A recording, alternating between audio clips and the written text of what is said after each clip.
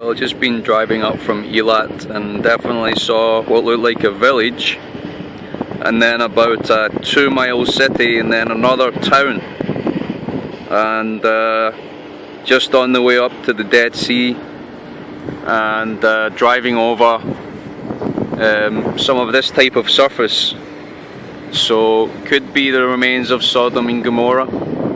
I know that it's reported to be around this area, and as you can very clearly see just over there, what looks like the remains of a sphinx. I mean, you can see the head there quite clearly, and the parts coming down, and of course there the old sphinxes had a cobra coming out of the head and so on. But yeah, you can see there's definite sort of suggestions of structures there, and going about a mile back there's quite a few pyramid structures as well buried in the sand. So I think that Sodom is quite close to this. So Sodom, you know, Sodom, yeah, it could be ancient remains of Sodom and Gommorah. You can't really drive past this without considering that, you know, it really could be you know, what it says in the Bible. And I'm sure that Ron Wyatt and others have taken samples of some of these areas, some of these ancient ruins of villages, towns and cities, and found a lot of sulphur. Like the ground underneath that I'm walking on is very soft, and as I just mentioned, it's been raining up until probably about between Eilat and about 10 miles away. We saw some mud and different things, so there we go. Amazing.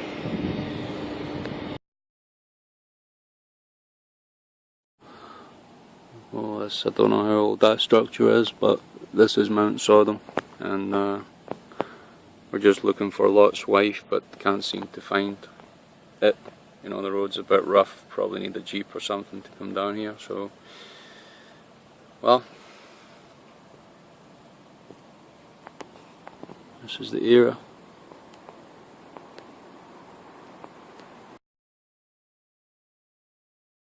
Well, this is End Creek, and just going to go for a swim in the Dead Sea.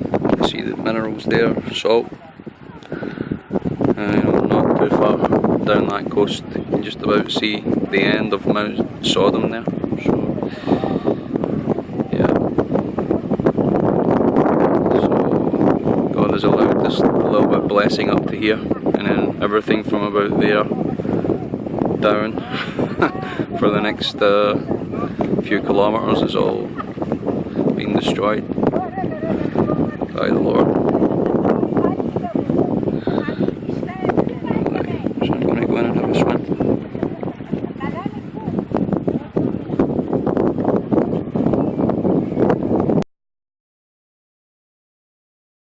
Well, this is the part of the Dead Sea that's north, closer to Jerusalem, and it absolutely stinks of sulphur. Really strong smell of sulphur. Probably a good few hundred feet up here.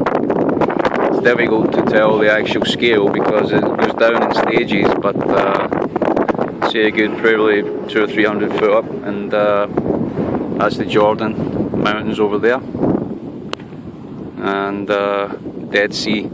My theory is that when Sodom and Gommorah was destroyed, the sulphur also went into the sea and destroyed the sea life as well, and it actually caused it to obviously become very salty. That's my theory, I think. I'm not sure what other theories there are really, but I think to have so many cities, towns and villages along this coastline, this sea must have been alive at one point, you see, so to have some type of survival.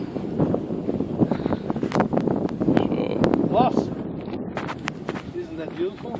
It's beautiful.